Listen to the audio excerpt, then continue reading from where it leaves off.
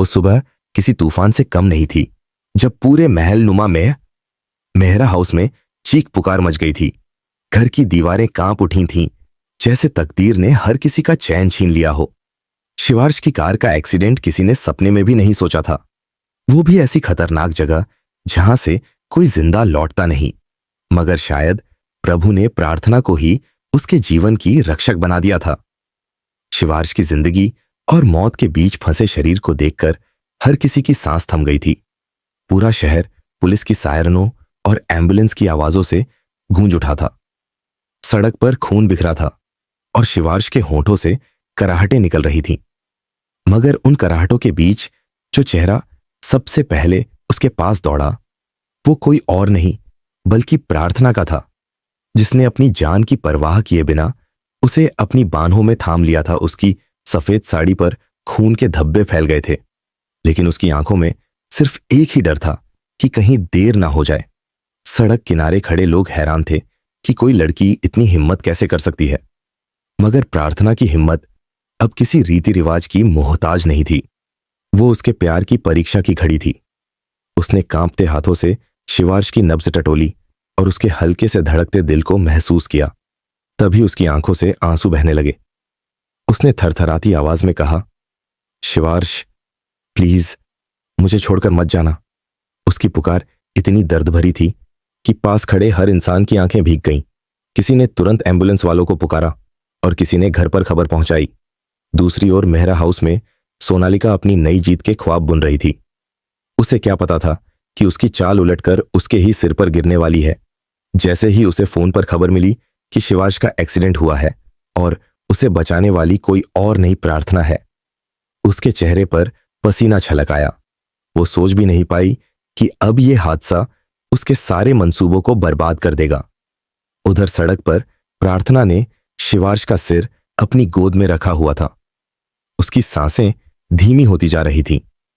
प्रार्थना ने कांपते हाथों से उसका चेहरा साफ किया और धीरे धीरे उसके कानों में कहा, अगर तुमने हार मानी तो मैं भी जीना छोड़ दूंगी।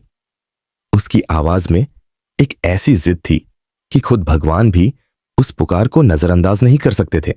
कुछ ही देर में एम्बुलेंस पहुंच गई।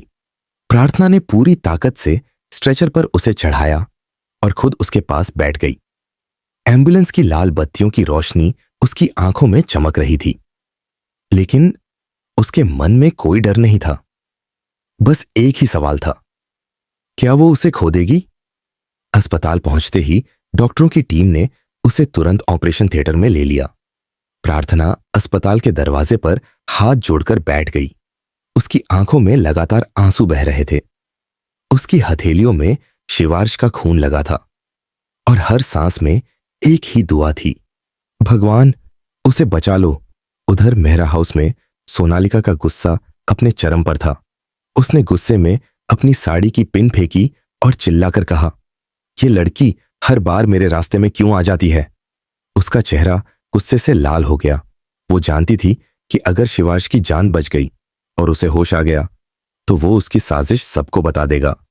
रात होते होते अस्पताल में भीड़ जमा हो गई। शिवार्श की मां, उसका भाई आर्यन, उसकी बहन पलक सब भागते हुए पहुंचे, मगर प्रार्थना वहां पहले से बैठी थी।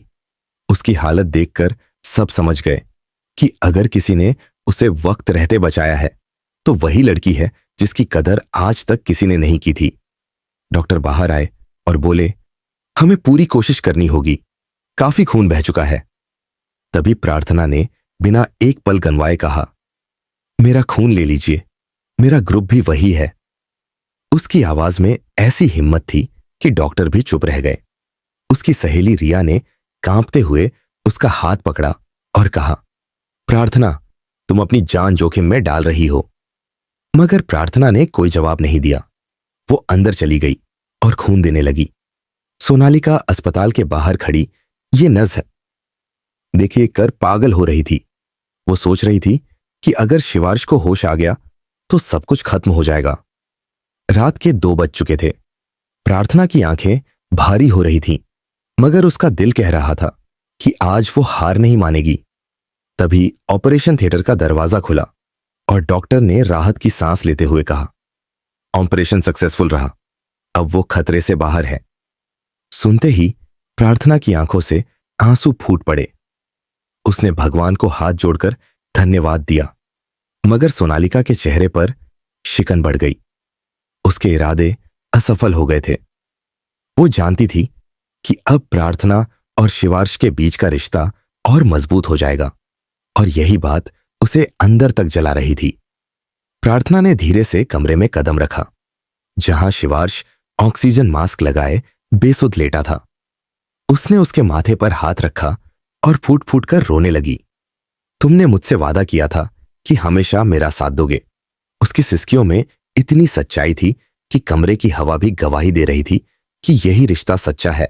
सुबह होते ही शिवार्श ने आंखें खोली।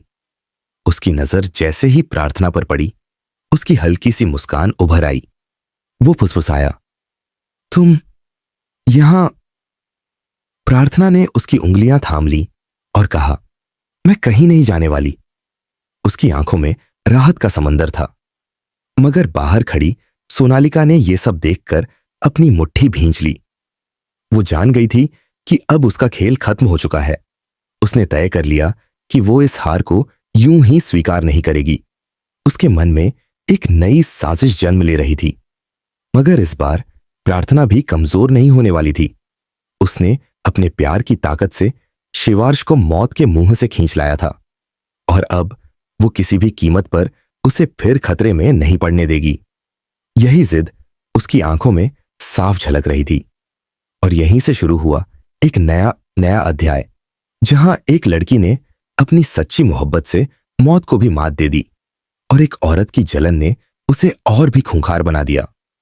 कहानी अब एक ऐसे मोड़ पर आ चुकी थी जहां रिश्तों की परीक्षा, सच्चाई की कसौटी और झूठ की साजिशों का युद्ध और भी गहरा होने वाला था।